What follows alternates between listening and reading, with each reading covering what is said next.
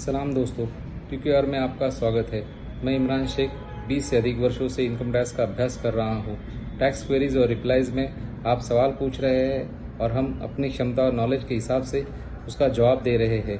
अब तक हम 8 अलग अलग भाषाओं में जवाब दे रहे हैं, जैसे अंग्रेजी, हिंदी, मराठी, कन्नड़, गुजराती, कोंकणी, मलयालम और उर्दू जैसी 8 भाषाओं को कवर कर चुके हैं। जल्दी हम कुछ और भाषाओं को भी जोड़ेंगे। अब आज हम 2 सवालों पर जवाब देने जा रहे हैं। एक सवाल हमारे कन्नड़ पेशेवर CA चौधरी जी की तरफ से मिला है, जिनमें उनके मित्र ने पूछा है, जैसे हमने अपने पहले के वीडियो में देखा था कि नॉन रेसिडेंस ओनर का फ्लैट किराए पे लिया है तो नॉन रेसिडेंट के इनकम पर इनकम टैक्स रूल्स की धारा 195 के तहत TDS का काटा जाना आवश्यक है। हमने उस सवाल पर चर्चा की है। हालांकि इसके क्रम में एक ने पूछा है कि मेरे पास इंडिया में प्रॉपर्टी है, लेकिन मैंने अपने पिताजी के नाम पर पावर अटर्नी दी है और पिताजी ने इसे किराए पर एक किराएदार को दिया है, जो पिताजी के बैंक खाते में किराया आ रहा है। यह इतना आसान नहीं है, क्योंकि उत्तर थोड़ा तकनीकी होगा। अब धारा 27 के मुताबिक टैक्स के लिए मालिक जिम्मेदार है। इस मामले में नॉन रेसिडेंस आदमी फ्लैट मालिक है, तो टैक्स की जिम्मेदारी भी उसी की है। धारा 95 के मुताबिक चूंकि प्रॉपर्टी इंडिया में है, इसलिए ऐसी प्रॉपर्टी से होने वाली इनकम पर इंडिया में टैक्स लगता है। अगर आपको पावर अटर्नी दिखाई देती है तो पावर ऑफ अटर्नी तंत्र काम नहीं करेगा या साधारण कारण के मदद नहीं करेगा। सबसे महत्वपूर्ण पहलू यह है कि अटर्नी होल्डर यानी इस मामले में पिताजी अपने बेटे की तरफ से काम कर रहे हैं, यानी पावर अटर्नी का काम तो पिताजी अपने बेटे की ओर से काम कर रहे हैं, अर्थात पिताजी अपनी ओर से काम नहीं कर रहे हैं, क्योंकि वह प्रॉपर्टी के मालिक नहीं है। पिताजी को किराया मिले या नहीं, बेटे की तरफ से मिल रहा है। यह नॉन रेसिडेंट बेटे के हाथों में टैक्सेबल है और जो भी प्रक्रिया हमने पिछले एपिसोड में बताई है उसका पालन करना होगा।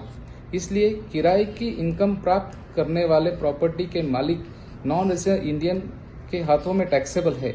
वास्तव में किसको किराया मिल रहा है, इससे ज्यादा किसकी ओर से मिल रहा है, यह जरूरी है। तो TDS के रूप में धारा 195 समान रूप से लागू किया जाएगा इस केस में।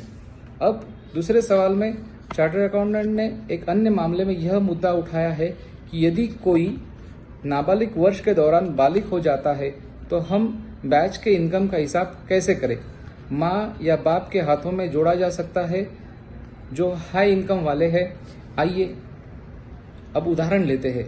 अगर बच्चा 30 सितंबर को बालिग हो जाता है तो क्या पहले 6 महीने का बैच माँ बाप के हाथों में शामिल किया जाएगा या पूरे वर्ष के बैच के इनकम को शामिल किया जाना चाहिए, या सिर्फ बच्चे के हाथों में टैक्स लगाया जाना चाहिए क्योंकि वो पिछले वर्ष के दौरान बालिग हो गया है। अब इसमें यह तर्क लागू किया जा सकता है कि जो पिछले वर्ष 60 वर्ष पूरे करने वाले किसी भी व्यक्ति के मामले में है, जो उस पूरे पिछले वर्ष के लिए कर मूल छूट सीमा 3 लाख रुपए मिलती है। उसी के साथ साथ अगर यदि कोई व्यक्ति 80 वर्ष पूरा करता है तो किसी भी या पिछले वर्ष में किसी भी दिन या मतलब 31 मार्च से पहले 80 साल पूरे करता है तो उसके लिए उपलब्ध छूट सीमा 5 लाख रुपए है। अब क्या इस तर्क को बैच को शामिल करने के लिए लागू किया जा सकता है? यह थोड़ा तकनीकी होगा। अन्य स्रोत से होने वाली इनकम के मद्देनजर बैच की इनकम पर टैक्स लगेगा। धारा 145 के तहत करदाता को अलग अलग इनकम के लिए अलग अलग पद्धति का पालन करने की परमिशन देता है।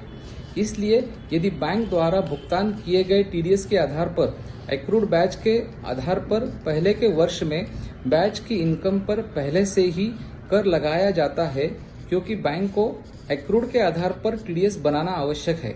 और अगर उस बैच पर पहले के वर्षों के तहत कर लगाया गया है तो इसका मतलब है कि आपको एक्रूड इनकम के मुताबिक टैक्स लगेगा।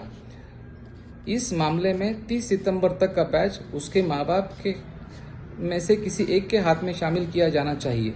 हालांकि यदि आप अकाउंटिंग के लिए धारा 145 के तहत रिसीवेबल बेसिस के मुताबिक टैक्सेशन कर रहे हैं, तो जब कभी उस समय बैच मिलेगा जब बच्चा बालिग है, तो उसी के हाथ में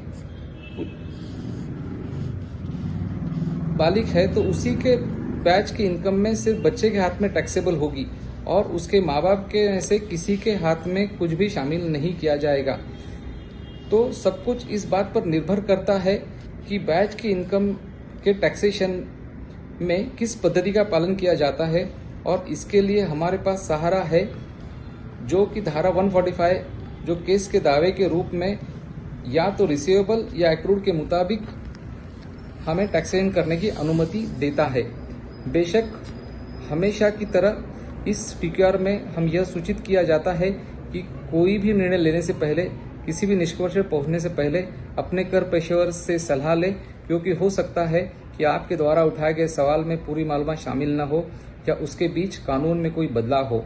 यदि आप वीडियो को पसंद करते हैं तो इसे अधिक से अधिक व्यक्तियों और आम लोगों के पास शेयर करें, सब्सक्राइब करें, फॉरवर्ड करें। हमें उनके जवाब देने में खुशी होगी। जी बहुत बहुत शुक्रिया।